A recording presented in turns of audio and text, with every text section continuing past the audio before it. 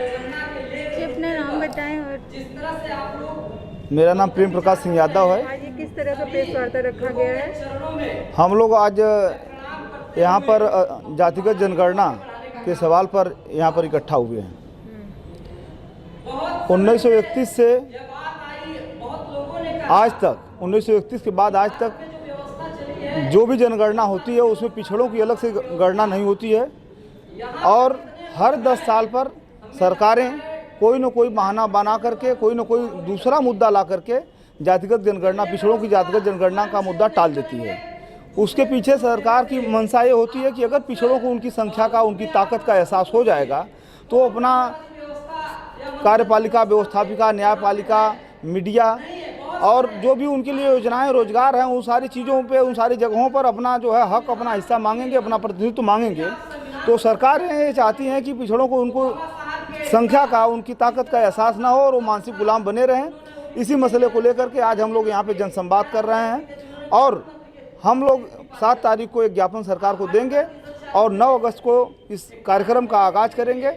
और सरकार अगर हम लोग की बात नहीं मानेगी तो इसको एक हम लोग जन आंदोलन का रूप देंगे और ये आंदोलन राष्ट्रीय होगा और इसको पूर्वांचल से हम लोग शुरू करके प्रदेश लेवल और पूरे देश लेवल पे इस आंदोलन को हम लोग चलाएंगे। यहाँ पे जितने भी लोग आए हैं कहाँ से आए हैं? यहाँ पर अधिकांश लोग बनारस के अधिवक्ता हैं, तमाम सामाजिक राजनीतिक संगठन जुड़े हैं, पत्रकार हैं, लेखक हैं और बनारस के आसपास के जिलों से भी कुछ साथी आए हैं। पूर्वांचल के सारे जो भी प्रगतिशील साथी हैं, सबकी सहमति से ये कार्यक्रम हो रहा है। इसको हम लोग पूर्वांचल में बहुत जल्दी रूप देंगे। पूर्वांचल लेवल का कार्यक्रम करके हम लोग प्रदेश लेवल का बनाएंगे। आप जो अपनी बातें रख रही हैं, आपको लगता है सरकार इस पर ध्यान देगी?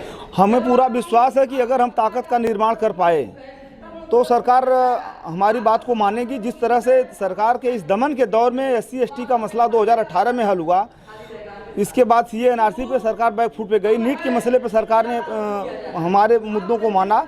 ठीक उसी प्रकार से अगर हम ताकत का निर्माण करेंगे और अपने ताकत का एहसास कराएंगे तो सरकार बैकफुट पे जाएगी। क्यों चाहते हैं कि ST/SC इन सबका अलग से जनगणना हो? हम इसलिए चाहते हैं कि सरकार जो है भेड़ों का, बकरियों का, जानवरों का गणना करती है। पिछड़ों का जनगणना न होने से हमको, हमारे लिए कितना बजट होगा, हमको कितना रोजगार मिलेगा, हमारे लिए किस तरह की चीज़ें की निर्धारित होंगी, ये बिना संख्या के निर्धारण के नहीं हो सकता है। 1931 में हमारी जनगणना 52% थी। आज हमारी जनगणना कितनी है? हमको कहीं पे 27% आरक्षण मिलता है, कहीं पे हमको 10% मिलता है, कहीं पे 14% मिलता है। उसमें भी क्रीमी लेयर लगा दिया जाता है। अगर हमारी संख्या का एहसास हो जाएगा हमारे लोगों को तो वो लड़ करके अपना मसला अपनी संख्या के हिसाब से हल करा लेंगे। धन्यवाद। नाम बताइए। मैं डॉक्टर अनूप श्रमिक, संयोजक पूर्वांचल बहुजन मोर्चा। किस तरीके का संवाद है आज? देखिए, अभी पिछले 10-15 दिन पहले संसद में सरकार ने कहा कि हम जातिगत जनगणना नहीं करने जा रहे हैं। तो अगर ये जातिगत जनगणना नहीं करेंगे तो पिछड़ों का जो आरक्षण है उस पर एक जो आज़ादी के बाद से एक हमला था। आप सरकारी सेवाओं में देख लें, आप शैक्षणिक उसमें देख लें कि 3% प्रोफेसर SC/ST OBC की भागीदारी नहीं पूरी कर पा रहे हैं सेंट्रल यूनिवर्सिटीज़ में। मेडिकल में 7 सालों से रिक्त पड़ा था NEET की लड़ाई लड़के, अब जाके उन्होंने माना, सरकार झुकी। तो इन ढेर सारे सवालों पे हमारा ये मांग है कि जिस तरह SC/ST का जातिगत जनगणना होता है, जो 1931 में पिछड़ों का जनगणना हुआ, उसके बाद से आज तक जनगणना नहीं हुआ। और यहाँ तक कि 2011 में खुद बीजेपी सरकार मांग कर रही थी, उस दौर में गोपीनाथ मुंडे मांग कर रहे थे संसद में कि जातिगत जनगणना होना चाहिए। आज उनकी सरकार है तो वो इस मुद्दे से पलट रहे हैं। उनको दलितों, पिछड़ों का वोट तो चाहिए, लेकिन उनको सामाजिक न्याय, उनको आर्थिक न्याय उनको नहीं देना है। अगर देते तो आप देखें किस तरह से उत्तर प्रदेश में 332 विधायक हैं बीजेपी के पास, लेकिन इनके पास लगभग 45-47 कैबिनेट मंत्री में से इनके पास केवल दलितों में से 2 कैबिनेट मंत्री और पिछड़ों में से 6-7 कैबिनेट मंत्री इनको मिल रहे हैं। बाकी एक सामान्य वर्ग के कब्जा है। तो इनका सामान्य वर्ग का कब्जेदारी, इनका सत्ता की मलाई, इनकी राजनीतिक और सरकारी जो मलाई है, इनसे छिन ना जाए, इस कारण ये जातिगत जनगणना नहीं करवाना चाह रहे हैं। और हम तत्पर हैं कि पूर्वांचल बहुजन मोर्चा और जो भी साथी संगठन हम लोग साथ मिलकर इस मुद्दे पर लड़ाई लड़ेंगे।